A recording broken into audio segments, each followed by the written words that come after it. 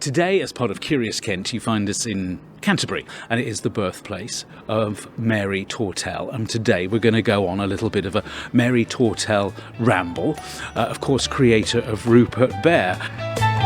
There's a little bear like you've never seen before, who's a lot of fun.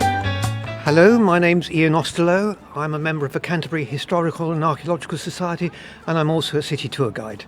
Explain where we are right now. We're in Palace Street in the heart of Canterbury, and we're outside number 52, which is where Mary Tourtel, or Mary Caldwell, is believed she was born here.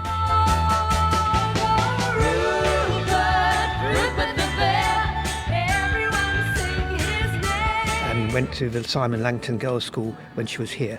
She's very important to Canterbury's history, isn't she? She absolutely is, and the way that Rupert Bear came about is absolutely fascinating.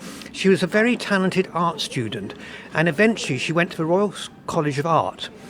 And her future husband-to-be, although she didn't know it at the time, Rupert Tourtel, was a romantic poet, and he wanted to get some poems published, and he was told he needed them illustrated.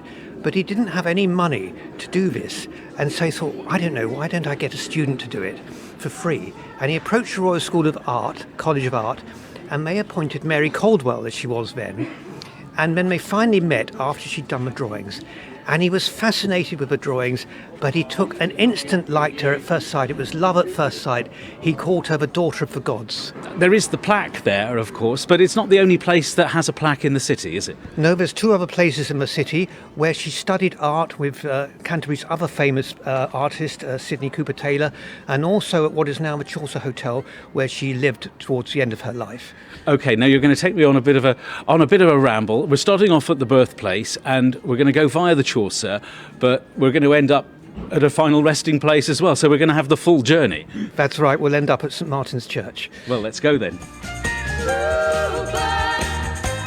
So Ian, we've walked from Palace Street, we've gone up through Burgate, the Burgate area of Canterbury, crossed the Ring Road, and here we are at what is now the Chaucer Hotel. It's now a travel lodge. Perhaps I should tell you about how Rupert Bear came into being. I would love to know. So Mary Tourtel's husband, Herbert, worked his way up to becoming deputy editor of the Daily Express.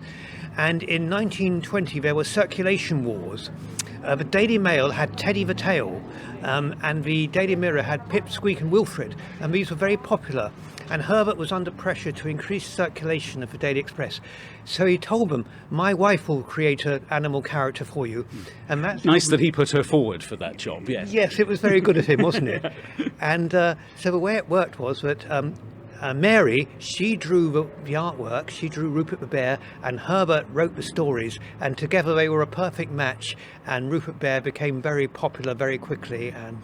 And still is today. And still is today, still living on, over 100 years old now. Was she a fan of Rupert the Bear, or was it perhaps a weight that weighed on her, or do we know? Well, according to Howard Smith, who's the foremost expert on Mary Tourtel and her husband, she later said she came to regret it. But whether that's, who knows? We don't really know a lot. She lived here at the end of her life. We're now going to go to her final resting place, are we not? Yes, St Martin's Church.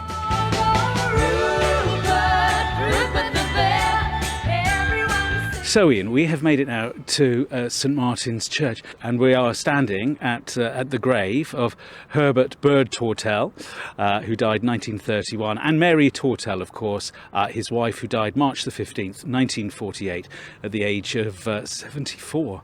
And it's a very modest, very, very simple headstone, isn't it? Yes, it is. Do you get a lot of people coming to visit this grave? Yes, we do, because I volunteer at the church here, and some people come in and the first thing they say is we want to see where Mary Tourtel's grave is. Yes, so if you go into a church, there's a route to tell you how to find your spot way up here. Do you think Canterbury is proud of its Rupert roots? Oh, I'm sure Canterbury's proud of its Rupert roots, and anybody interested should pay a trip to the Beanie and have a look at the Rupert Bear exhibition there, or if they're really interested in Herbert and Mary Tourtel and Rupert's story, go to Howard Smith's website and perhaps buy one of his books, which has a lot more detail. It's rather humbling to think that here we are at the final resting place of the person who created such an iconic children's character.